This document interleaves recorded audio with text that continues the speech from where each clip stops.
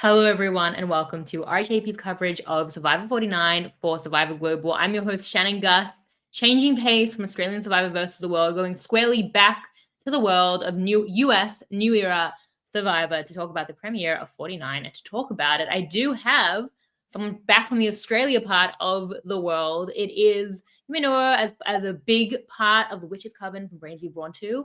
It is Laura Darras. Laura, thank you for being here. Hi, thank you so much for having me. I'm so honored. I'm ready. I've got some opinions. Yeah, I heard you. I know that you're not like a huge fan of the new era generally. So I'm like, let's No. get you in early in case the season is bad and then you can just dip out. I think there's some things in this episode that are going to leak and are kind of giving spoilers as to what the whole season's going to be. So I agree. I'm really glad that I got in quickly. Oh, really? Like in a bad way? Yeah, just some moments where I'm like, oh, I hope that this momentum doesn't continue in the rest of the season. Like immediately they are, I'm here to play big. Someone needs to leave and no one wants to go. And I'm like, oh, I hope that this mentality doesn't continue throughout the season of everyone said that they're going to do something, get the opportunity to, and no one wants to. To be fair, how can you blame them when it's like, not that it's a journey, but like, I feel like the new era has done that by being like, on journeys, you just lose your vote. Or you just, I know Carl went on not the journey, but whatever this is, like competing for supplies last time, but largely like you go out early, you lose time with your tribe mates. Like, actually, I think it's taught the right, maybe more conservative lessons. Maybe it's not better TV and production shouldn't have done it, but the lessons, and you hear it in the preseason interviews where people used to be like, I'll do it, yeah, and now they're like, I don't want to because it's scary and seemingly will punish me most of the time. I'm like, that's so fair, like it's not great TV, but it is logical. No, it makes perfect sense. I wouldn't want to do it either. I'm not Yeah. saying that I would be the first person to put my hand up to go. Absolutely not. But I just hope that that mentality doesn't continue on throughout the season of everyone just like in a Mexican standoff of like, who's going to do it? Who's going to do it? I hope that that doesn't happen. There was a bit of a kumbaya vibe to the episode, a unanimous vote of like a clear majority, which is again logical, which is again like, of course they want to vote physically. Like, it's actually like everything you can say is like, it's never the cast's fault. Like, the cast is super fun, but it's like, of course they want to be super physical. They're in these tiny tribes where we know disaster tribes get off to a terrifying start. They've just watched the beginning of 48. Who wants to be that? Of course, they should connect based on physicality and get into a real like good hierarchy where they can be at the top and there's like a top 2 to 3 to 4 of people who are all comfortable. Like, why should they not? Is that great TV? No. But like, who can blame them? And they've all seen it. They've all seen this so much because they're all fans. So it's like the show, the formula is working as intended for some reason, but that formula is the terrible production wise. Yes. Yeah. No, I really like the cast. I actually really do like the cast. But if they landed on Australian Survivor and started acting like that on the mat immediately, giving both like Kelly's craziness and Miles like super fandom immediately, all of them are the first boot. That like all I could think was, thank God they're not playing Australian Survivor and don't have tall poppy syndrome like we do here, because they're all just giving crazy super fan. And I do actually really like the cast, but immediately I was like, oh my God, they're each crazy in their own very weird way. Yeah, but that is again, I feel, being like pushed from production where like everyone is a huge fan. So it's not like in Australian Survivor where it's like, you've seen the show, you got a head start. That's not fair. It's like we all could have watched the show, but then people get like upset about it. But yeah, I feel like as well, Jeff is pushing it. And I feel like production is pushing like, how much does Survivor mean to you? Like, tell the rest of the class. Yes. And it's like a competition of who loves the show the most, which is actually kind of my life. So I get it, but there's no like threat level on you love the show. Because I know that's something like you were trying to hide, right? But like here, there would be no point. And production is like, no, tell us that it taught you English. Tell us why it's like the best thing that you've ever seen. And like you compete with everyone on your fandom. And like everyone does that. It would be weird. Yeah, but what that's like led to now is these like sob stories. This has led to an outplaying of who not wants it the most, but like deserves to be there in a really weird way. I think if you land on the mat, you deserve to be there. And I think that these like weird sob stories that now that has brought into it, I don't love. I personally am not here to hear about, all of the things that have happened to you in your life up until this point. I want to see how you play the game. But I mean, now it's everyone's a fan. You just have to assume that they know what they're doing. I think it'd be hilarious if they sent someone in that had no idea what they were doing with all of these super fans. Yeah, they had it with like a Rocks Roy. Like sometimes they have like one per season who's just like, what? You know, but like, but even that person knows more, I think, than Yes. most Australian Survivor contestants. But it is really funny because, I mean, Yes. look, it is personal. I like a lot of the personal stuff when it doesn't feel contrived. Yeah. Like I think like Juwan was like as the oldest of 5, and I said to Peter, when was the last time we found out anyone's sibling dynamics on Australian Survivor? Like we don't know if people are married, have kids, Yeah. let alone like their siblings. And they give Yes. us like that extent of like personalization, which in ways can be good. It's good to get to know the players, and I think Australian Survivor doesn't do that enough. So there's maybe a middle ground. And I think what's also funny is, as we said, like the personal stories, like as a Bachelor viewer, you know, before every one-on-one date, there's usually a trigger warning. I am not joking. It is at a point self-parody because someone's gonna have to talk through an insane trauma of their life to technically get to know the Bachelor and to have like that story that producers are like, tell them your trauma. And I watch it with my mom and I'm always like, I would just say that you were a terrible mother. But like, like, I need something. My life is too charmed. What is the trigger warning on this one-on-one date that I would have? And I feel like that has seeped in to Survivor. And this is a big part of reality TV. It's funny that we as Survivor fans complain about it because, like, you know, we used to, like, when watching old school, all like the talent competitions, Australian Idol, The Voice, all of that, loves that. And that has stayed far away from Australian Survivor. Yes. Even when people have legitimate traumas, it often, like, it's like you find out about that later. It's like, that's crazy. I feel Survivor, this is going down that route of like, soon we are going to get a trigger warning soon. I mean, we watched a person vomit. I would have loved a trigger warning on that. Yeah, a lot of people are saying that, and I'm like, you did not just come out of your first trimester. Like, a lot of people are like scarred by the vomit. I'm like, that's just a day in my life. Yeah. Not everywhere though. I can control it a little better than that. Well, that's good. I just would have loved to have known. I don't know. Like, also Paul Nicole, like, that's awful.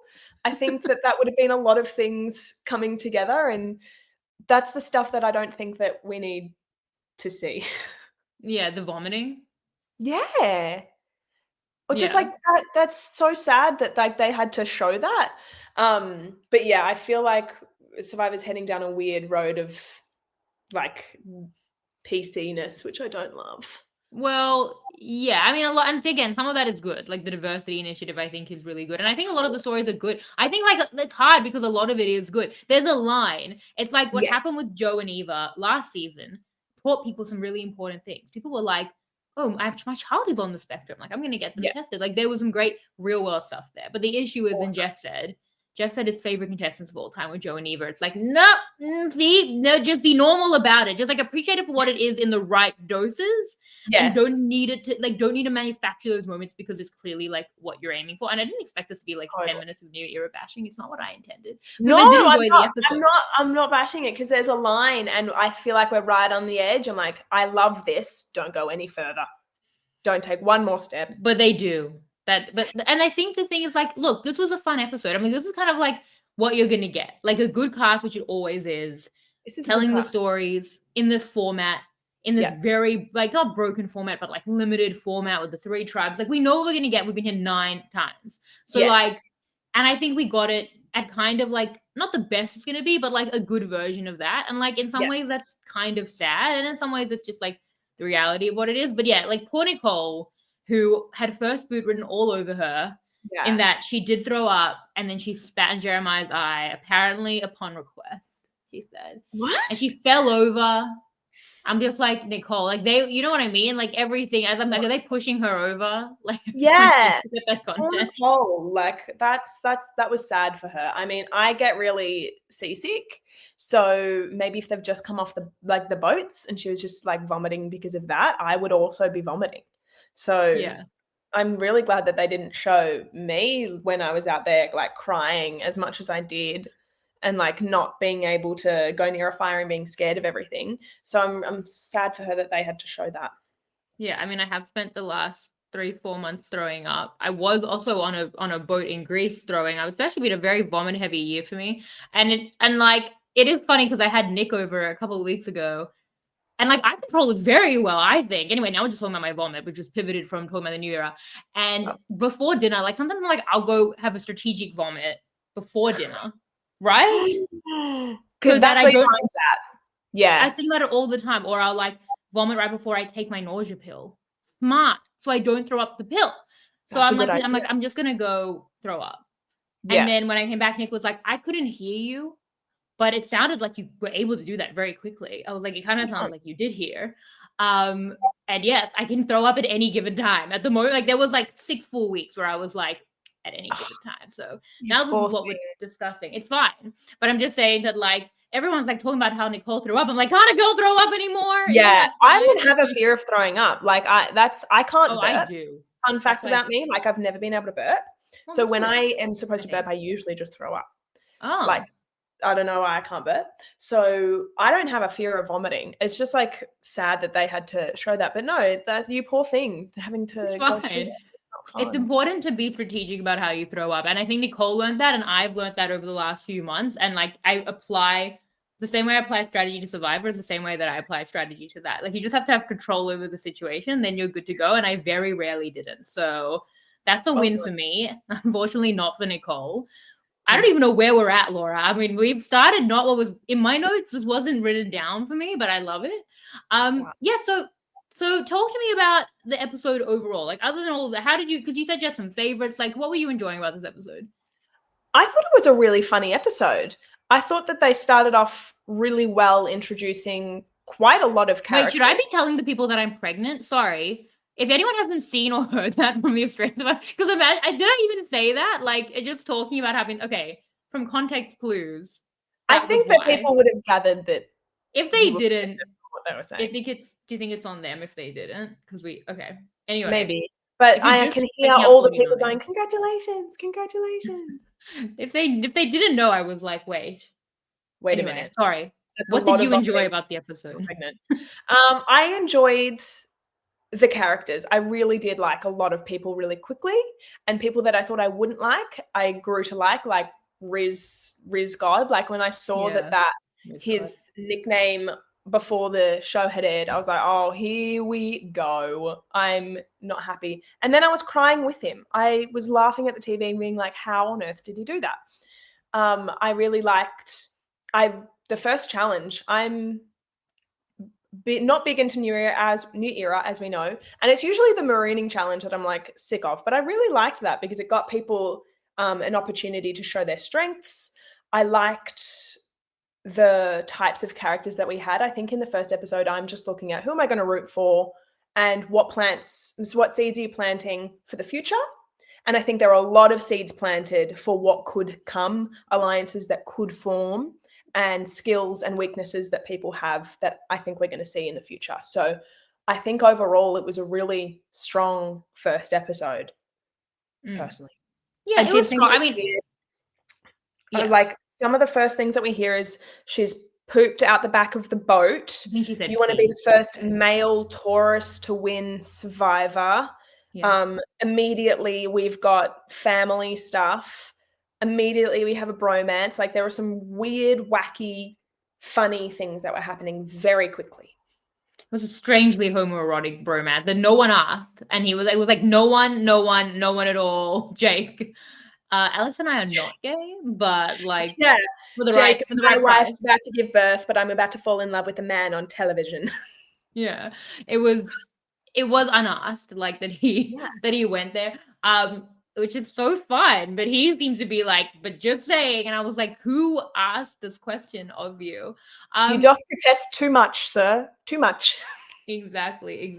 I think the highlight of the episode was Rizzo in the challenge, which is so unfortunate because that's going to send the wrong message to production. Then they're like, see, that challenge thing is good. I'm like, you have 3 challenges in the episode. It's too many. And like, it's not a good twist. But it's driven by the characters. Like, yes, you cast the show well, and Rizzo was great. Like, Rizzo was so compelling in that challenge, and that's what made it great. I thought what was so interesting was that Jeff's not there to narrate the challenge. So it's being narrated in confessionals, but Rizzo was so entertaining during the challenge. He's talking to the camera, he's looking at the camera, he's talking to himself, he's making little jokes while he's getting absolutely destroyed in the challenge. I'm like, this is good showmanship. Like, that's someone who knows how to engage with the camera. Yeah. And obviously the comeback was amazing. Like, that's the best moment of the episode for me, but not because of my favorite moment was him crying, being like, I want to hug myself, but that's weird. Yeah, it was good. I mean, as someone who called Rizzo cringe only recently on a podcast he was in the chat of, Yeah. I like it more and more when he's vulnerable. Like, I still feel like Yes. he came across in his preseason interview as pretty with like a lot of bravado. And I don't Yes. like it with the bravado because then it feels real.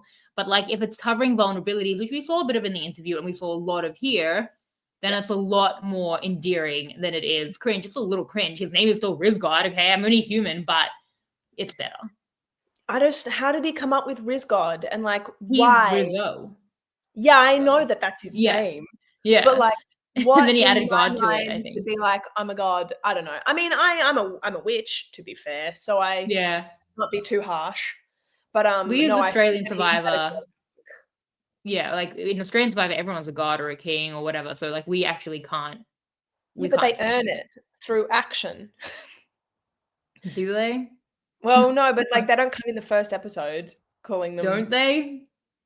Well, some of them do. Yeah, Yeah, you're right. like some I don't like I'm trying to think of how true that is. Like when did David become the Golden God? And he certainly earned it since he's the host of the show. Yes. I think it was When pretty he went early like that he this, was zoom, it was zoom. earlier than that. It was way Yeah, earlier than yeah, like and it's fine. David's like a once in a lifetime character. I'm just saying it's funny that I'm like, but it feels so wrong in this environment because everyone else is like, my wife is giving birth, and he's like, I am Riz God. It's like, you need to jump across the ocean where everyone's a god and no one cares if you're Riz that's God. true. That's true. I Yeah. think Rizzo would do really well on Australian Survivor from the one episode that I've seen. He's kind of miles coded in some ways. Exactly. Yeah. Exactly. The Yeah, yeah. But nickname, again, if any of those underdog people landed story. on the mat with us, immediate first boot. Like all of them are so weird and so wacky and so loud, and they're all just giving the most extroverted, and which I love. But if you act like that on the mat, like we don't know you, tall poppy syndrome kicks in, you're gone. Yeah, I did see a tweet that was like the new era is to Survivor for theater kids, and we're both theater kids. So It's true. like guilty as charged, but like also not untrue. I like that. I really like that. It's turning into like for the nerds, for the gays, and I love it. Yeah. Well, and I connect with all these characters of like, yeah, like obviously Nicole. I loved Nicole, and she was, Love. I would be Had doing. I my would also, humor. yeah, exactly. And Yeah. then and like In her Christina, she's scared of everything, but like, is that good? No, but I love her. I love Christina. I wrote down in my notes, do you know how hard it is to be charming on camera? It is really difficult to come into a game like Survivor and say, I'm not made for the outdoors and I'm terrified of everything, and not have people judge you for it, like not have the edit judge you for it. And she is so charming. It's seeping through the camera. I really, really like Christina. And I just think she's hilarious. I really like her. Yeah, I'm gonna bring up the cast actually. Who Yeah. else? Who are some favorites for you before we like jump into the strategy? Okay. Uh, So let me have a look.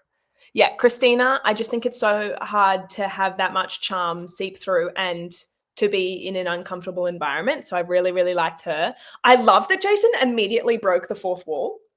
Like yeah, immediately just said the background stuff, and we love an alternate because I was an alternate. yeah. Which Australian Um, Survivor would never let you do or never air because no, they would never it's ever. not And I wouldn't not want to yeah. say it. I Yeah. wouldn't want to say it either. So I think that he is probably hoping that, and I do know from listening to other interviews that there are some other alternates from past seasons. MC is an alternate on this season, so he would know. I think that maybe I think he would know that they were both added. Right, Maybe. Well, right.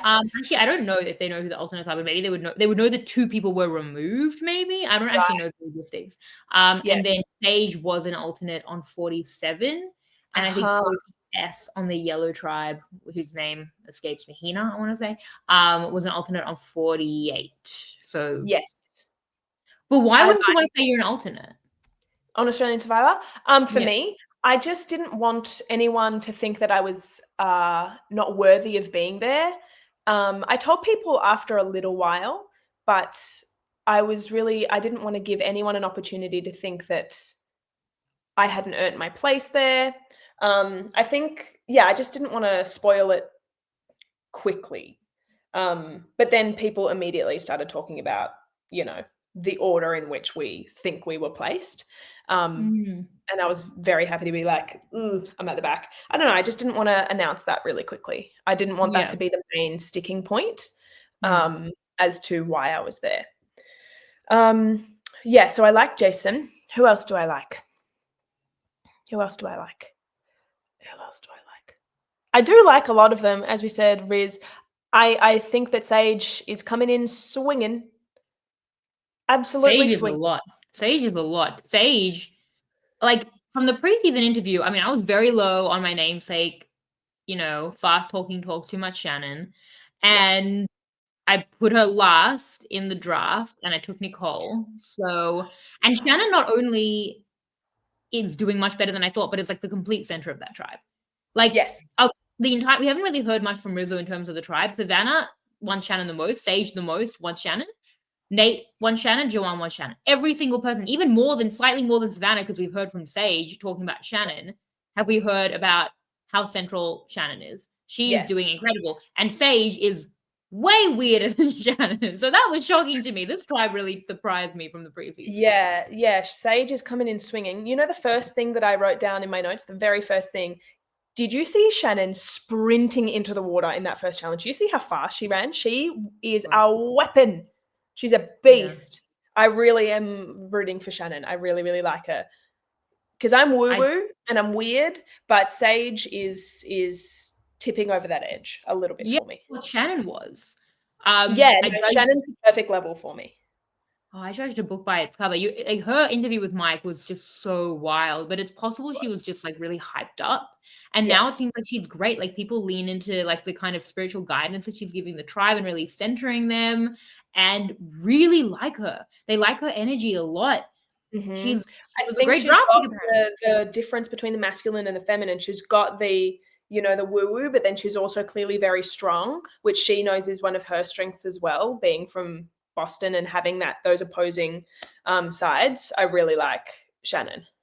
Yeah, it was just so hard to tell that because in her preseason stuff, she was saying how she like consulted AI Jesus. And I was like, Yeah. so am I too judgmental or is that worthy of judgment? Yes, no, she definitely lost me for a little bit. She lost Yeah. me, she gained me. Same with Yeah. Riz. Lost me, gained me. I'm That's here true. to be taken.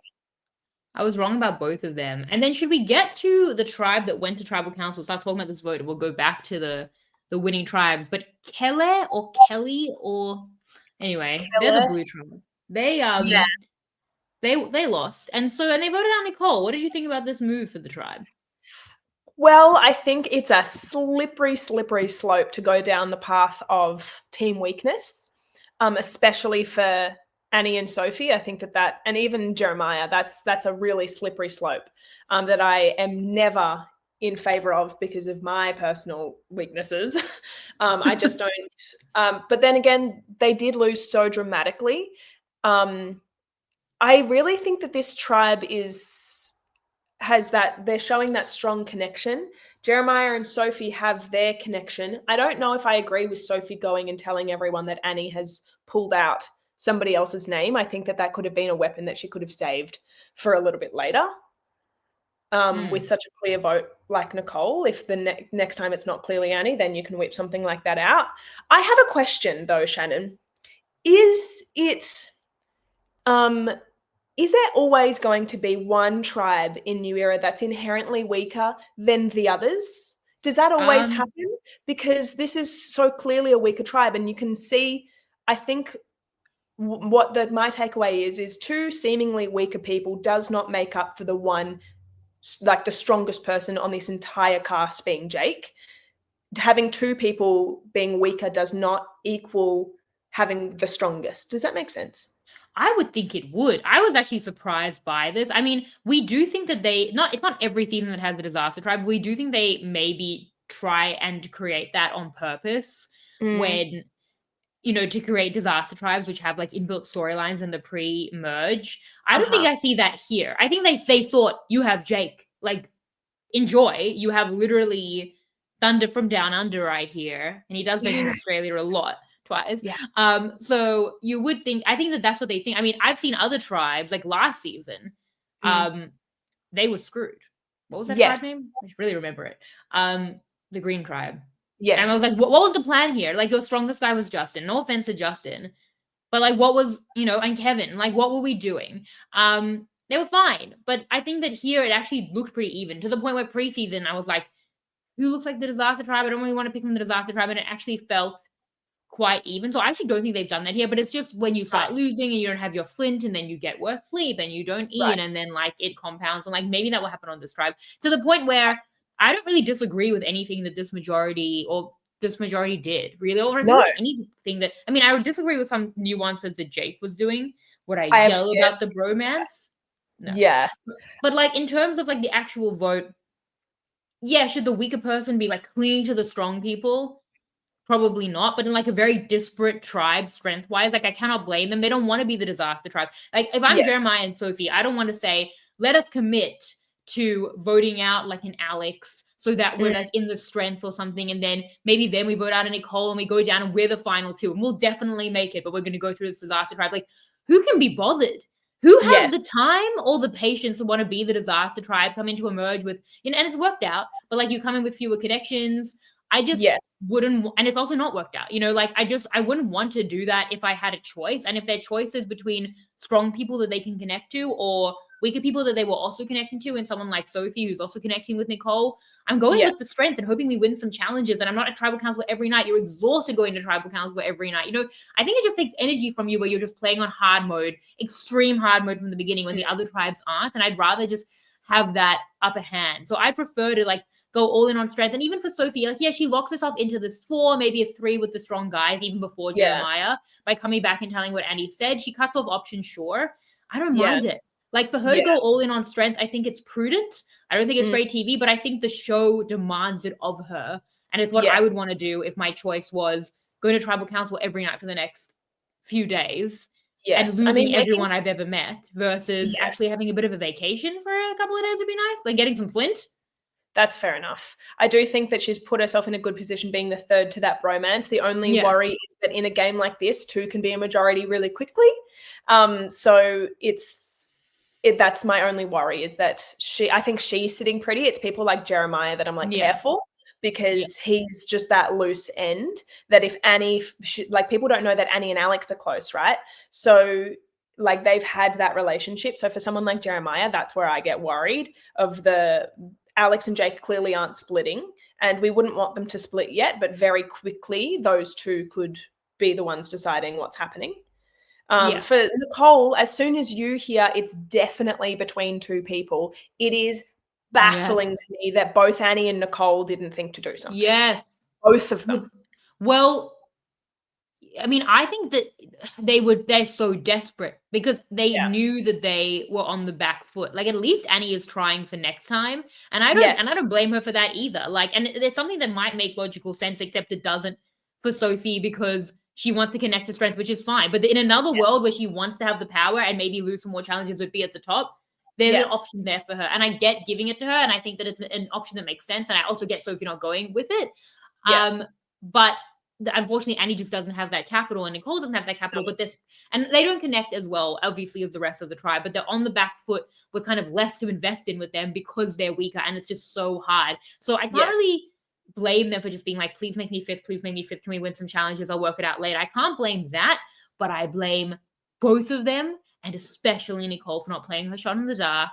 It's bizarre to me. If you know Annie is running marathons, doing all these things, you're clearly the weakest, and it's just because Annie is a powerhouse. Like, and clearly she's so strong. She put herself up in the first challenge to go get the heavy thing. She clearly backs herself when it comes to physicality. You hear there's 2 people that are definitely on the chopping block. Jeremiah didn't even pretend that they're going to, go down a different route. As Nicole, I'm immediately like, I'm playing my shot in the dark. Yeah. And like for me, even if she thinks she's fifth, like she said it was a 50-50, and in the X interview she said when Alex told her she was fine, she went down to 30. I want to say this now. If you think there's a 30% chance that you are going home with the first tribal council and you don't need your vote, which they all think it's a unanimous vote, please play your shot in the dark. If you think it's a 10% chance, if it's between you but you're pretty sure it's the other person, still, that's like not actually great odds. Like between you and one Yeah. other person, I was like, Nicole, do you think that you're in a majority? Like, who do you think he's talking about? And she confirmed in the X interview, she thinks it's between her and Annie. It's a very clear 4-2. So you Right. can't trust him because you know you're not in the group. And Yes. you lose nothing by playing your shot in the dark, other to maybe look, otherwise, no, what am I saying?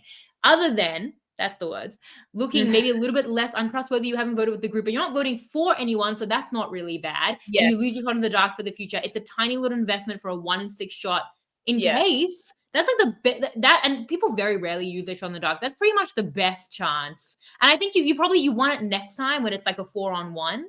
Yeah. But Yeah. like It's beggars just cannot be a shame choosers. You need because it you now. want to do everything. You know that you've done everything to make sure that you've saved your own butt. And I think if Annie had stood up and played hers, then Nicole would have stood up and played hers. But Well, she couldn't because they would have done Yes. it in the voting booth. So. You're right.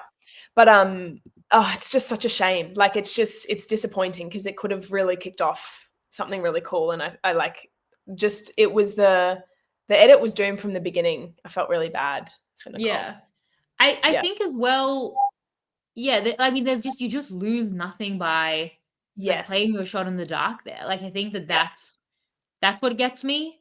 I mean, in terms of like, if it were like, as an example, like Annie could throw a vote, right? Because if Nicole does play shot in the dark and it hits, Annie's going home on a revote.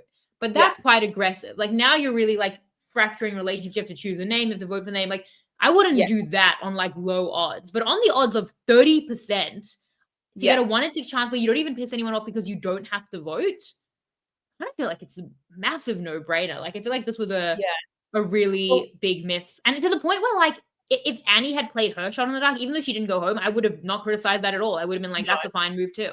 Because you're one of the two. Like you should both be doing it.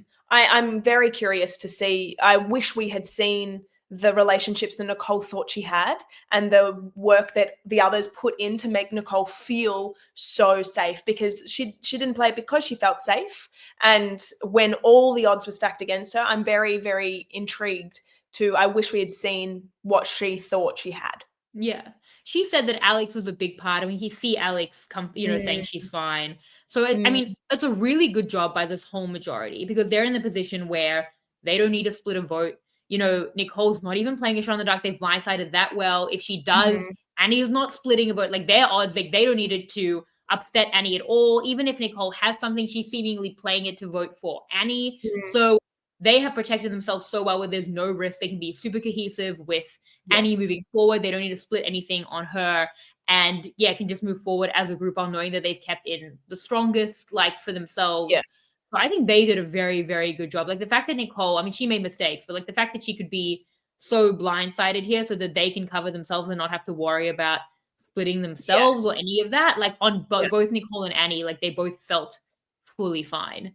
Yes, so they've got that's a really credit to them. The next time, and you can already see in like the preview for the next episode, Sophie is planting seeds on not liking Annie immediately, just putting somebody else in front of her, which I think is great.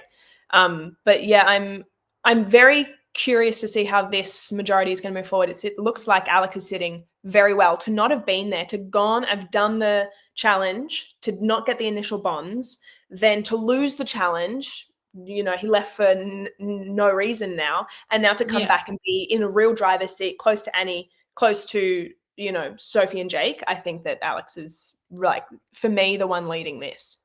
I agree. I think he's done very, very well. Apparently he was also close to Nicole and Sophie as well. Like we see Sophie as losing Nicole, who she's close to, but she also has a relationship with Annie that's strong enough where Annie will come to her and be like, maybe we should do something. So I think when just people like Sophie and Alex, like you're going to lose someone you're close to when you're close to everyone. And that's, you know, the kind of good and bad of a great social game, which they both seem to have, and they're both very, very central. So I agree. I think that they're both in a good place here. And I think that Alex as well, he could be a little concerned that Annie is coming to Sophie and not throwing out his name explicitly, but coming for the guys, and maybe he wants to pivot, but he's had his own relationship with her. Maybe that still goes well when she's not as desperate, and he knows it's not a threat because Sophie has come to him. So I actually really don't think this decision mattered that much at all. I think the score is locked in. They've proven it extremely, and Sophie has proven that here. You know, Nicole and Annie, probably neither of them are like long for this game, famous last words, but I kind of feel like if it's on challenge strength and they think Annie is that bit better, like that's fine for me. And I think that Sophie still has a relationship with Annie clearly. Alex Law's relationship with Annie, but not to the point that it's more threatening than therefore, and they're good to go. So in a pretty low stakes decision, I thought everyone did well, and I thought that the blind side was pretty immaculately done. Incredibly done. I'm fascinated to know how that they did that to Nicole. Like, especially when she had an opportunity to shift something. Like, I can definitely see a world where Nicole, Sophie, and Jeremiah and Annie went against this very obvious two. So that could have been an obvious route. So I think that this four has done very, very well. Yeah, I mean, it was stable. It was kind of boring, but can't blame him. What I did find interesting, and I'd love to get your take, was all of the lying and truth telling that we always get in Survivor. And I kind of agreed with little of it. Like, you've got Nate playing down his insane success as, a massive producer for Marvel, which is crazy. The fact that Jawan was so excited, being like, wait, you were like a production assistant on Spider-Man 2, wonderful movie, by the way. It's like, you don't even know Jawan. This guy has the keys to your whole career, Jawan, and you're not even working with him. Yeah, pretty much. I was thinking that. If I were Nate, I'd be using that as much as possible. Well, let's go through these decisions. So Nate plays that down. Yeah. Vanna doesn't say she's a newscaster. We know about that. But then Jake is like, my father's going blind. This is the last season he'll see. My wife is currently in labor. I'm like, that's a lot. Like, I'm someone who's like, don't ever lie. Just be yourself, connect with people. And even I was like, I think maybe you do keep some of that in the vault. But what did you think of these truth telling and lying decisions from the players? To the extreme, to the absolute extreme. I mean, now that both Nate and Savannah are both lying about their jobs, if you have the ability to do it, somebody else has the ability to do it. And I think they're probably going to be trying to sniff out other rats. So I just don't think it's necessary. I mean, I get why Nate did it. I really do. I don't quite understand why Savannah would lie. No. I just think that this game, there's so much that you don't see, and there's so many times when you are not talking about the game and you just have to be your true self. And I'm sure there's going to be moments where Savannah wants to tell a story about when she was reporting. Ironically, and I think that it's just going to shoot you in the foot more than it's going to hinder you if you were to tell the truth. So I don't quite understand why Savannah did it, but from the reaction that Jawan had when Nate said what he, did, I understand why Nate did it. I think with nearly everybody else on this cast, he wouldn't need to. But for someone like Jawan, that would be like reporting to someone like Nate if they were to be working on the same thing. I do understand why Nate did it. I really like Nate. I think that he's trying to navigate this, like one of the younger tribes of the three. It's an older cast than it usually is. But he's navigating it pretty well. I really like the way that he's handling things. And I do actually think that his job is going to help him in forming these Avengers. You know what I mean? I hope he forms his own Avenger team because I think that he has the ability to. Yeah, he can. You think that the production's like, say it? He's like, no. They're like, compare it to the Avengers. He's like, I don't want to. They're like, talk about Iron Man. He's like, I really, and I think that they were like, this is why we cast you on the show. Like, you will mention Captain America. So yes. Like, no, I love it. Yeah, I mean, look, I love Marvel. I'm like, that's why they get him to do it, because it gets me. I'm like, cool, Marvel. I think Nate is very fun. I totally understand him actually playing his career down. Like, they were talking about this on Know-It-Alls, and Steven was like, well, it really helped Mike White. People wanted to work with Mike White because he could give them opportunities. Like, yeah, Mike White couldn't win the game. He played a great game, and they weren't going to give him the money. He didn't even ask for it, and maybe that'll be different in 50.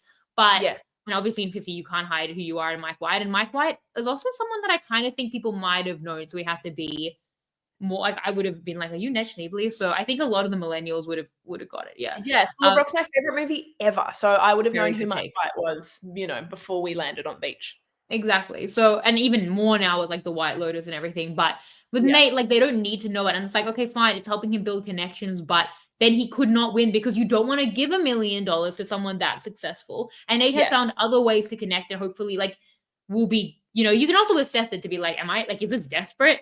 Like, am I throwing up and spitting in people's faces? Like, do I need to pull this out? And like, if he doesn't and he's connecting in other ways, then I think use that and actually do play it down, because I think it makes things very hard for you to final tribal council when you're that successful. And I think Mike White saw that, and he played an amazing game, and like, he won. I always say, like, Mike White pretty much won that season as much as he could, considering people were, going to struggle to award Mike White on David versus Goliath, especially. Yes. Savannah lying about being in newscast is just funny. Like, it's just new era parody. Like in 45, when everyone who voted out was like, I am also a lawyer. Yeah. Yeah. Well, I just think it's perfect examples of like when you should do it and when you really don't need to. I don't think we're going to see it bite Savannah in the foot. I think she's smarter than that. Yeah. But I really just think that it's like you're doing it because you're on Survivor. And in some ways, being in marketing could be more of a hindrance. Do you know what I mean? Like, marketing has its own skills. And the reason that she's lying about being a reporter is because she doesn't want them to know that she's eloquent. It's like, that's going to come out whether you like it or not. Like, that's being eloquent is not something that you can hide. So if that's the only reason why you're hiding that you're a reporter, then that's bizarre to me. Yes, I completely agree. As someone in journalism, like, it's fine. I think pretty much people should never lie. And yet here I am saying, like, Nate, I get playing it down. And Jake, I want to talk about Jake. There was no reason for you to tell everyone on the mat that your father is going blind. That's great at a final tribal council. And Jake's already like such a visual threat. So he does that. And then he tells Alex and Sophia that his wife is giving birth next week. And it did bond them, but I feel like that was happening anyway. Again, great for a final tribal council, but that's going to come out. How can you trust these people you just met? And at any point, they could use that against you. And like, who is letting that get to a final tribal council? But it would be great for a final tribal council. So I actually, as much as that will connect with people, and I can't imagine how hard it would be to not be talking about that when it's all you're thinking about. He's clearly hiding it from some people. So he's not even talking about it in general conversation. Yeah. And it is I think you kind of need to. Yeah. If someone said to me, I'm missing the birth of my child for living out my dream right now, like right here, I'd be like, what are you doing here? Yeah, I would vote them out. I'd be like, shame, let them go home. Yeah, that would throw me off. I wouldn't, to be honest, I wouldn't take that as like, oh my God, they're telling me what's happening in their private life. I think it's going to come out anyway. Other people are going to find out when Jake, gets really emotional for no reason. They'll tell the other people what's happening. And if someone said that to me on the very first day, I would be really guarded of them. I would be really aware that they're going to be cutthroat. They're going to do whatever it's going to take to pull me down if they're missing the birth of their child. I personally would be really taken aback, and like, awesome that he's doing it. So cool that he gets to live out his dream. But that's, as an ally, I'd be terrified. Because he's clearly going to do anything. Also, though, he needs to play now, even though he's missing the birth of his child, because it's the last season his father will ever watch because he's going blind, which honestly does sound like ChatGPTing the new era. Yes. But there's too much there, Jake. Like, that's too much to tell the people. And then on top of that, not only I'm this big father figure, I'm the bromance, I'm your best friend, I'm going to be the dad, I'm also going to mildly inconvenience you by misplacing your shoe. Do you know you're missing the birth of your child to be a meme? To throw someone's shoe into the jungle, which they'll find 10 minutes later. Like, that is fascinating to me. And one of the flaws, I think, of New Era is that no one wants to be a villain. So the closest we're going to get to a villain is someone who is going to chuck a shoe, not burn a hat, but throw a shoe a meter away. I'm going to mildly inconvenience you for 10 to 15 minutes. And that's a New Era villain. Well, we can ask Nate if he thinks this is supervillain worthy. If this, like, mildly inconvenient. And that's a great movie. I mildly inconvenience people. That's his superpowers. I'm going to mildly inconvenience you for 10 to 15 minutes. Like, what? That is the oddest thing. I mean, if you're going to get rid of a shoe, get rid of the shoe. If you're going to get rid of the shoe, chuck it to the ocean. Why are you throwing it a stone's throw away? Like, that is fascinating to me that that's what he thinks is going to make him, memorable on this cast. But then also in my mind, you cannot be the father figure and the shoe thrower. You have to be, you cannot be both. Yeah. Pick I one. think the saddest thing about it was that it made the air. That's what that's where we're at. I only think it made the air because it was Nicole's shoe. I actually don't think it would have made the air if it was anybody else's shoe. My shoe went missing out there, and it was around the time of the hat burning. And so I was like, I think someone's stolen my shoes. But I think the only reason that I made the air is because it was Nicole.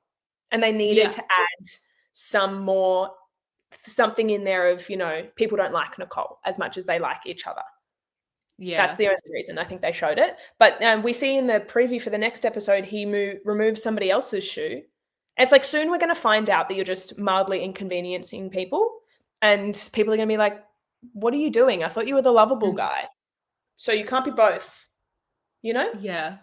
Well, have you ever like lost something that's like you know where it is, and then like those 10 minutes are annoying. Like they're really annoying when you can't like find your keys and you knew where the keys were and they're not there, and you like that is annoying. Yes, I'm like, I would Peter, where lose are my head they? if it were not attached. I am like clumsy and I lose things all the time. But for Jake, I just think it was an odd choice. It's very odd. But he's a Just shoe like bandit. In what world the is that not shoe extremely odd? What are we talking about here? is just mildly inconveniencing someone for a meme. Like it's weird to me. This is what the new era does. This is I blame production. I don't know why. Yeah. No, They I make it weird. They've limited the tribes and now they're bored. Like I don't, they're you going know, like crazy. Yeah. I just think for Jake, as if I were to go back, or for anyone wanting to play, you cannot be both. You cannot tell people you're about to be a father and that you're here for your dad, and then also be the villain. But this is what I don't like about Neuro. If this is the biggest villain that we're yeah, gonna he's not a get, villain. Yeah. no, but like he's trying to be. He's trying to be Russell. He's trying to be cheeky, and he's trying Yeah. to do a thing, and it's frustrating. The funny thing about it is like that's not villainous, but like other things that Jake is doing will put people off. It's like, Yeah. Jake, do you want to align? He's like, me and my bromance, Alex, we've never spoken. I love how he's like, something tells me I like Alex. I can't put my finger on it. It's a sign. I don't know what it is. Just that I haven't spoken to him yet, but there's something about the other strong guy that I like. Like Yes. that part, which we saw last season, that mentality is what people that will be villainous, and people won't like that. But Yeah. the shoe thing, that's not anything. I mean, I think Jake, I didn't agree with like a lot of what he was doing personally. I think what the group did that he's very important to is very good. But I think that Yes. it's interesting that Jake can be like, I have a bromance with Alex, to like anyone, that he can say, all these things about Alex and make this like really clear too, but he's not going to suffer for it because he's so physically necessary.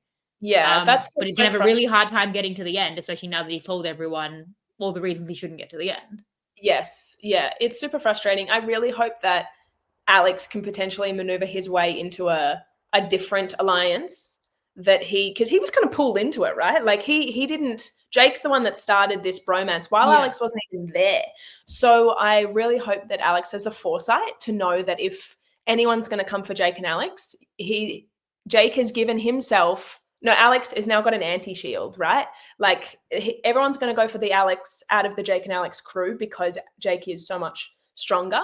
So he's got an anti-shield with him, whether he knows that or not. So I really hope he can maneuver his way out and find another alliance where he is the strongest, because he didn't win, the challenge, but he's doing so well.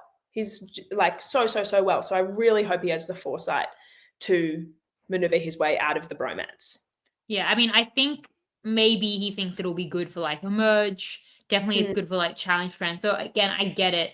I think that what Jake did pushed Sophia to make the connection with Jeremiah, where they're like, we're number ones. In another Yeah. world, he's like, yes, me and you. And then he has him and Alex, and he's like really at the center of everything, and that's really good. But he's like, Yes. yeah, me and Alex and you. Bromance and you. And she was Yes. like, I think I need another number one. Something's telling me. I don't put my finger on it, but I think I need. And then she makes a connection with Jeremiah. I think he pushes that to happen because he's so uninclusive. Like there's another world in which he's her number one and he's Alex's number one, and Jeremiah is Yes. more left out. And I think that was a miss when like honestly, everything's being handed to him on a silver platter. Like he's so important to this tribe, he basically can do what he wants. And Yeah. even then, I think like this could have been a lot better based on the way that he was acting. So Totally. yeah, I criticize that. Yeah. I forget. Who else from this cast? Who else? Because we can do the Chizzy, because I've got some more people to speak about in the Chizzy. But who did anyone stand out to you negatively? Wait, but someone more that I liked was Matt. Yeah, it was fun, and it's really easy for a Matt archetype to come in. I know how to make the fire. I'm clearly the strongest here. I know what I'm going to do. And I really love the way that he waited for the tribe to ask him for help.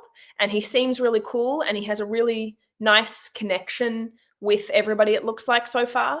So I really am my heart in the yellow tribe. What's it called? What's the net tribe of the name? Hina? Yeah. He and Christina are my two favorites on that tribe. I like that having an older guy being potentially one of the strongest on the tribe is pretty cool. And that could very easily go to his head. So Matt is one of my favorites on that tribe.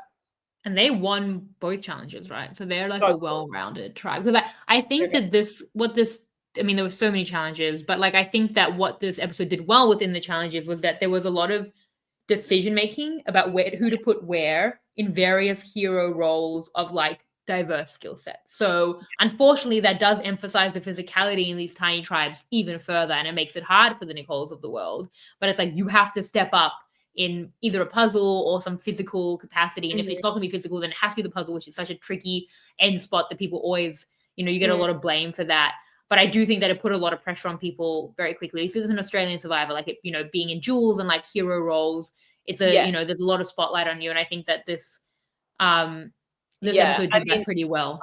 I'm in Nicole's shoes. Like I was the Nicole. Well, one of her shoes. The other one got thrown. The other one that's not 10 meters away. Yeah. I was in Nicole's singular shoe because when we landed, the first thing Amal said to me is like, "We're the weakest, and you're the weakest." I'm like, "Yep." I knew that. I was totally in Nicole's spot, so I got very lucky that there was a puzzle at the end that I could, put myself up for. I wasn't climbing that thing. I couldn't. But that's what I did like about these challenges is that you could choose where you went, especially in the first one. You could choose if you were going to lift the heavy thing or if you were going to swim or if you were going to do the puzzle. On the puzzle, I'm very, very shocked in that first challenge that like they didn't immediately know how to do a cube. It's one of the first things that I searched on how to put together a cube because that's always going to happen in Survivor with a bunch of fans. I'm curious that no one immediately had solved it. Like I know when we had a cube challenge on our season, Miles solved it before the challenge started, and maybe that's just Miles.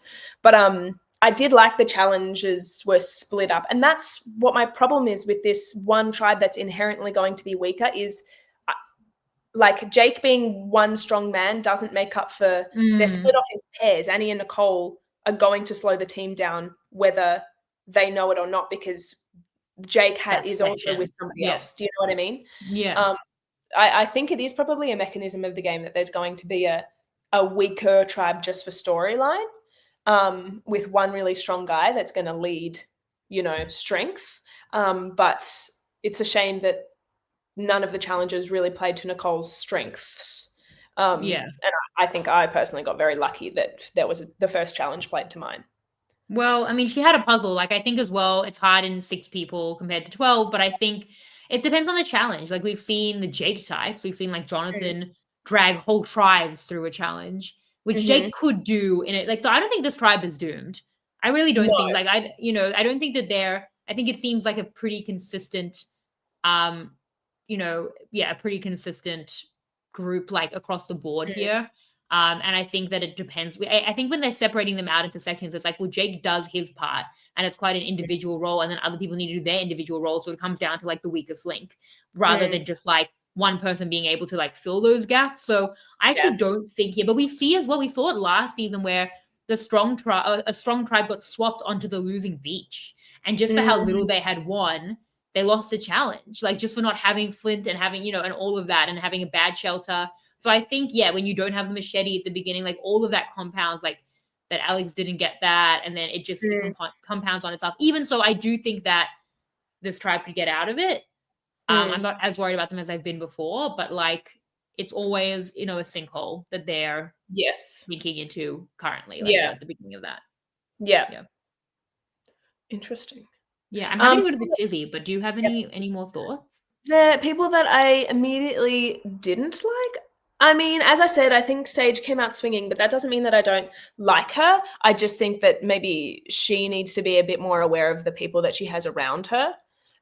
In some very grounded people like Nate and Savannah, like really grounded. You just have to be aware, like, and I tried to, at least with my woo-woo, like tried to be aware of who wanted to hear it and who didn't. And I always waited for people to come talk to me about it. And, coming out swinging, I did as well. I was like, I'm a witch. So I just, as soon as that happened, I was like, step back and wait for people to talk to me about it. And some people really wanted to talk to me about it and other people really didn't. And that didn't make me want to work or not work with people. But I think that she needs to be aware that she's with some super grounded people. I hope that these 3 girls can come together because it looks like Shannon, Savannah, and Sage had a really cool chat there. So I kind of am hoping for a little girl thing there. There's actually no one that I immediately dislike. I actually, for all the things that I said, I actually think Jake is still a pretty cool character. And I actually like that he's playing into the bromance a little bit because someone like him, like an archetype like that, could come out and be like, you know, all macho. And I really like that he's not. And he's like swinging, holding hands with Alex. So I immediately like them. There are people that I want to learn more about because I think there were some like heroes of the episode, but I'm sure we'll get to that. Like I really would love to learn more about MC. Like that seems like I'm excited to learn more about the other tribes because this was such a dominant episode for this tribe because they just kept losing. Yeah, I agree. And there's some fun people there. Steven did very well. Yeah. We had a couple of people talk, like Matt and Jason have confessionals talking about how much they like Steven, so he's in a good spot. Yeah. I am curious as to how much time Steven got as to his, bullying story. That's like, so cool that he can talk about that. But the fact that they showed him saying that he hasn't quite worked through that or healed I'm fascinated by. I did take note that they showed that he immediately was getting paranoid and that he, even if that wasn't really on the first or second day, it's interesting that they're already sowing that seed of Steven feels like he has imposter syndrome, which is such a shame because, this is such a cool. He works for NASA. So cool. Yeah. And he works for NASA. So no, he's so cool. And you get to see him be so excited to be there, with the clip of him and his wife. So I'm interested to see the storyline that Steven gets because they are sowing a pretty big seed of him being paranoid. That was a good 5 minutes of people saying that they like Steven and Steven saying, I don't know whether people like me or not, Yeah. But also classic New Era. So. Okay. I didn't really clock it as anything because I was like, New Era. Like he needs a story. He can't just be well-liked. Where's the adversity? Where is the trigger warning? Yes, right. Well, with like the first episode specifically, I'm always looking for what seeds are they planting for the future? First episode of last season, it was the Joe and Eva show, and that made sense for what ended up happening. So I'm always looking for what seeds are getting planted for storylines that could come through down the end, Yeah, definitely. Well, let's start the chizzy. Take it away, Jacob Sager-Weinstein and MC Color. 1, 2, 3. It's getting kind of chizzy. 3, 2, 1. There was a lot of good stuff here. I kind of struggled because there's so many honorable mentions because people did well. But what were you thinking with your chizzy points? I got to tell you, Shannon, this is the most full circle pinch me moment of my life. I know that this is like me fangirling, and I know we'll get into the chizzy points. We will. But first day on the island, Miles and I were talking about how cool would it be if we got a chizzy point. Like immediately we were talking about you and like chizzy points have been something that I've followed for so long as a fan. So this is really it's very New Year. I get to I know this is so New Year for me. Send me out there. 51, I'm there. I love that because Peter wanted Miles to come over today. I was like, I can't, I'm podcasting. So now they're at my parents. Like, what are you doing with Shannon? Yeah, they're at my parents' house right now because he couldn't come here because I'm doing this with you. That's so funny. No, this is really full circle for me. And I actually didn't know that I was going to get to give out chizzy points. So this is, oh my gosh. You go first. Okay. I'll give 3 points to Alex. It's kind of been said. He, as you said, he didn't suffer from losing time or losing the challenge against Rizzo. He's in the middle of everything. I think that he is the one who helped blindside Nicole a lot, which is how they got to have this like great cohesive vote. I think Annie could come back to him. I don't think that that's like really dire. I think he did very well. I'll also do 2 points for Sophie, even though the storyline we got was that she liked Nicole when she like technically lost out. But then Annie's coming to her too. She's where she wants to be. And again, I don't think this decision really matters. I think what matters is that she has a great relationship with Jeremiah. She has a great relationship with Jake. And she has, some stuff with Annie. I feel like they all have good relationships kind of with each other in this majority. Like there are these dynamics. And then they had like two people on the outside that both Alex and Sophie had relationships with both of them, and they had to choose between one of the like physically weaker people going, and I think it was fine, and it was a good blindside. I also wanted to give an honorable mention on this to Jeremiah, even though I feel like Jeremiah's at the bottom of that. I think what's interesting with Jeremiah is he comes out and he's like, I don't usually, I'm not like an outdoorsy person. It's the kind of person that Jake could be like, he's out, but instead he's in with the group, and I actually think it's like not a group that seemingly really actually catered to him, and he still got it done. So even though he's at the bottom, I'll give an honorable mention there. I'm going to give a point to Shannon. I was wrong about her. She's so well connected. The fact that we hear 4 people in the tribe saying they want to work with her is, I think, the most we heard of anyone. Savannah will get an honorable mention as well. Like we hear from Nate, Shawan, and Shannon that I think we don't know if we hear it from Shannon. Well, maybe we hear a lot from Savannah, but I feel like that like those people all want to work with her. But like we also have Sage being like, I just love Shannon. Like I feel like Shannon's so connected. We hear some good stuff from Steven. I'll give an honorable mention to him. But just so much for Shannon that I really feel like I have to give that. And I will give an honorable mention to Rizzo for the challenge win, although I don't know where he sits in the tribe, so it's just going to be that. But a lot of people doing a lot of good things, honestly. So that's where I'm at. Amazing. I am also going to give, I don't want to do the same as you, but I am going to give the 3 points to Alex. I think to go away, do the challenge, lose the challenge so dramatically, and then come back and somehow be at the epicenter of everything and have a private relationship with Jake, a private relationship with Annie, and a relationship with like Sophie. I think that's really cool. He just walked straight back into camp and immediately was in the majority. And not only that, but basically got to choose who went home. I think that is incredible on his behalf, because I think it'd be really hard to come back from a challenge and having lost, and he knows how dramatic that was. That's incredible that he could do that. I think that speaks to his social game even prior to the game starting, the fact that Jake felt like he had a connection, and then, his relationships within that. So I'm going to give 3 points to him. I want to give it to Nate. I think it's really hard he's not necessarily on the outer, although he feels like that. I think that he's the perfect example of working with who's around you. I don't think he actually strikes me as the guy that would be doing the meditations with Sage and Shannon, but he's there and he's doing it. And I think he's adapting really, really, really well to the people that he's with. And then Rizzo, how can you not give points to someone who like cheated in the puzzle, just blatantly cheated, and Alex didn't even like flinch at it. It was like, surely not, to kind of fool someone as smart as Alex seems to be, by cheating from him and then getting the wheel so quickly. That is absolutely incredible. And for me, Rizzo was the hero of this episode. Yeah, people are so angry about the quote-unquote cheating, but you've always been allowed to look at other people's puzzles. Absolutely. I think that he did what he had to do. I was thinking, should he just run and start digging, like just in any random place? I don't think you can do that. It is. I think it would be like on The Amazing Race, where they're like, you didn't finish this task and now you have a penalty. Yes, that's true. But then to like not have a puzzle piece, to, the elliptical didn't help Alex as much as he thought it would. I think that for me, Rizzo was really the hero of this, and I'm very excited to see how he maneuvers through this tribe that now have relationships that he is not in.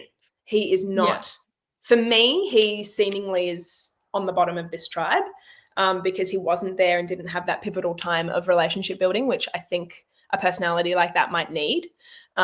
So he was the hero for this episode. Honorable mention to Steven for 2 people having confessionals on how much they wanted to work with him. I think that's really cool. And I hope his paranoia, the seeming paranoia, doesn't bite him in the butt, because he, I think, has potential to do really, really well. Yeah, and then Rizzo like comes back and tells them his life story, and Nate does include Rizzo when he's talking to Savannah. So there's good stuff there. That's true. I do think so. I mean, even the challenge, he's like dedicating it. He's like, this was for you, Mom. I'm like, he's not even like done. It was the fact that like Alex is like collapsed on his table, and Rizzo's like, could you just move? I can't cheat off you. And he's like, I don't want you to cheat off me. Like, I'm doing this on purpose. Like, I'm very excited to see if that's the gold that we get for first episode when everyone's at their most nervous. I'm very excited to see what happens when Rizzo gets a little bit comfortable. Yeah. ready to rip a band-aid. I do actually have faith that he's going to make some cool, crazy moves, and that's a big call for New Era because people say that they will and they won't, but I actually have faith that he will. Rizzo just comes across as so young to me. Like he's not. Yeah. He's 25, and I was 25 when I played.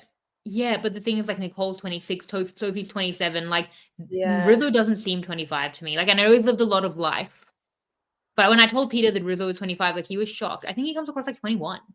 Yes, because only a 21-year-old would call themselves Riz God. Exactly. I agree with you. So you would think, and yet that is a fully fledged adult man, but he has a Yes. chili point. So well done Yes. to the Riz God. Is it the Riz God or just Riz God?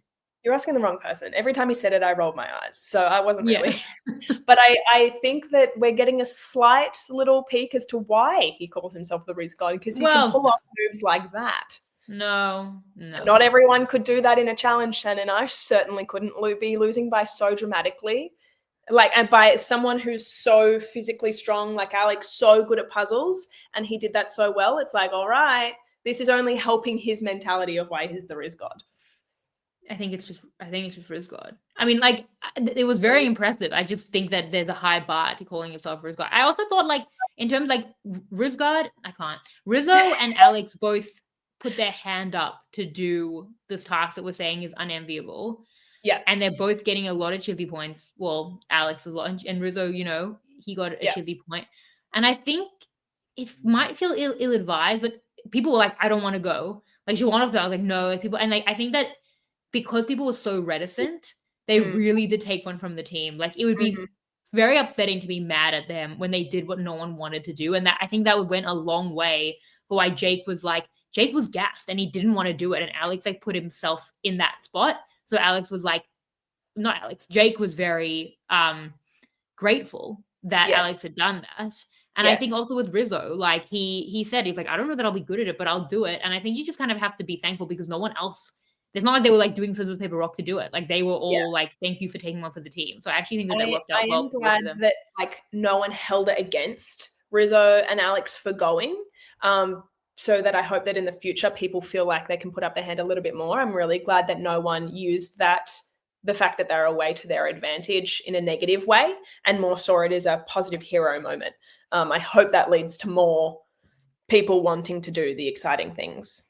Yeah, and like Alex doesn't win, but he took one for the team, and Jake is grateful for that. And Rizzo does win, and Rizzo goes in being like, "Hey, well, no one will do it. I'll do it, but I don't feel good about it." Yeah, and then comes back and has won. Like that's a good moment. This is a great example of why to go and do it, and actually being away is not a hindrance. Alex has shown that, like that being away has worked kind of to his benefit. So Alex is a great example of what to do. Yeah, I don't think you should be fighting to do it. No. I think that you can lose more than you gain, but I think to show you're a team player when no one else wants to do it, like you do gain some goodwill, and I think they both did. So yes, I'm saying all this. I'm not ever gonna, if I ever put in that opportunity, I'm not the person that would be putting up my hand. Know that I'm do as I say, not as I do. Yeah. I was never gonna be that person. Absolutely not. Even around camp, annoyed about it at all. Not the slightest. So do as I say, not as I do. And it needs to feel like an imposition, like I'll do it for you guys. It's like, thank you so much. Thank you for this favor. So, which it is. So fair enough. Like you should get out of that. We had a question from Logan Ledger who asked who from the season would be the best Coven member. I think the cast. There's a lot of people. I feel like there's one name that's very obvious. That's my name. Great option. Yeah, it has to be Shannon, doesn't it? It has to be Shannon. Yeah. I think that she immediately would have come into the Coven. I think that she would have absolutely loved that. The thing is, the Coven is full of very, very strong, opinionated women, and so is Shannon. So she would have fit right in. I don't think that the fate of the Coven would have been any different if Shannon was there. Yeah. I think she actually it would have been the same chaos that it was. But immediately Shannon, I think that she would have been perfect. And I also would love someone like Christina in the Coven. I think that she's hilarious. And we would be having a kiki, would be having a little laugh. So both of them I would love to have in the Coven. Yeah, there's a lot of good options. But Laura, thank you so much for being my first guest. Tell the people what they can find of what you're doing. You can find me on Instagram. Logan, Karen, and I are still doing the Witching Hour. We're going to be releasing little videos very quickly, and those are all going to be on TikTok. All of our Witching Hour videos. We did some spoilers on Instagram, but soon more will be coming out on TikTok. Amazing. I'm not on TikTok. I'm not like, Rizgard level.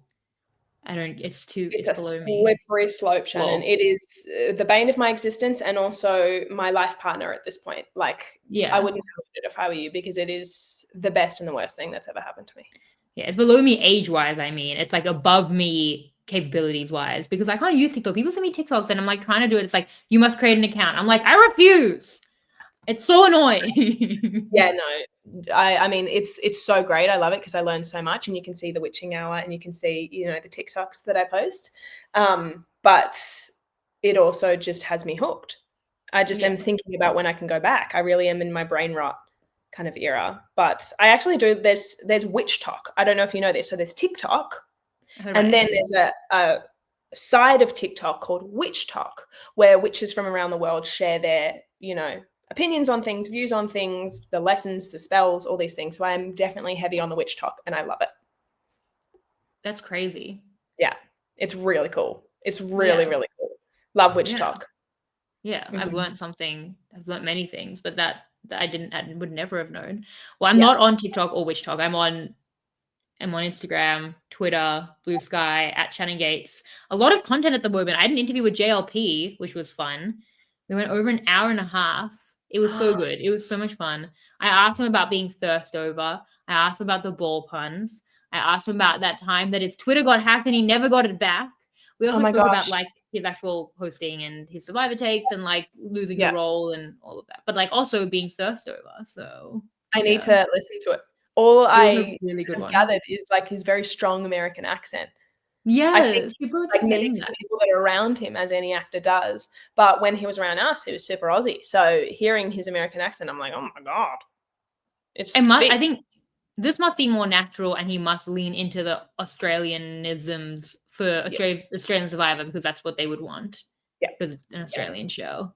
It was he's shocking. Also talking to Australians, so when repeating words, like he'd probably just be saying it in an Aussie accent because we are. But if he's around Americans, he's seemingly got a very thick accent.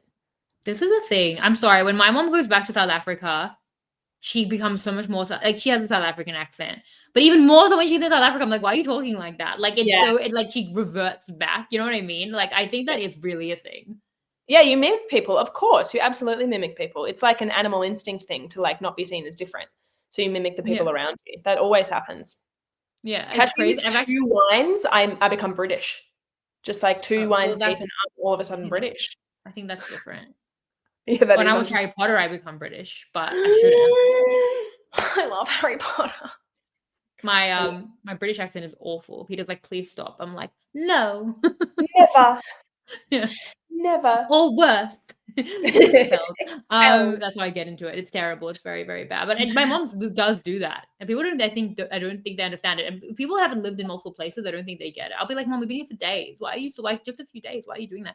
And I think people don't get, but with JLP, they're confused. It's like someone's allowed to have a confused accent. I do.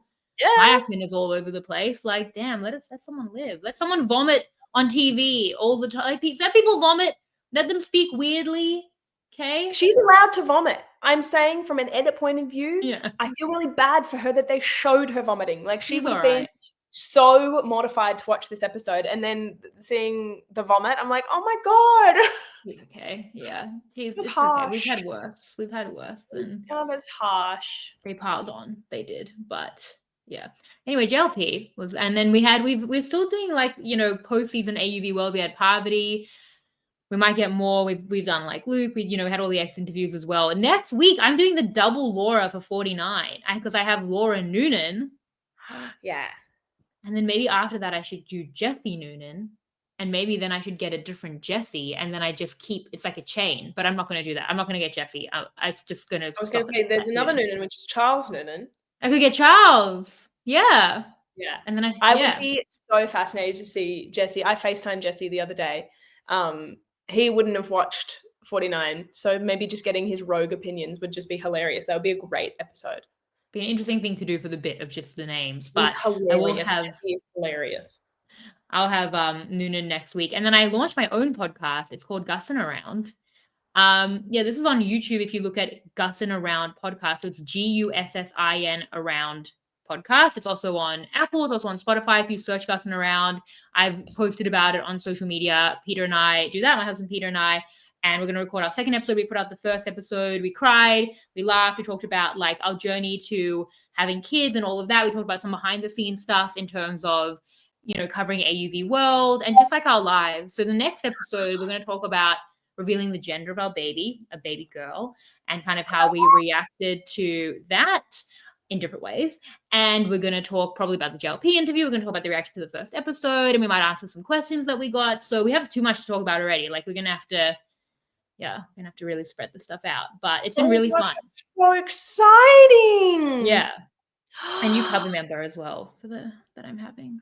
Oh my gosh, that's so exciting. I can't wait for this new baby girl to be part of the coven. Yeah, I know. It's great. Great. A little Swiftie for Nate to hate. Nate hates Swifties. One thing I don't like about Nate. Really? He was his pet peeve. He said Swifties just kidding. And I'm like, Nate, just reach out. Tell us how much you were kidding.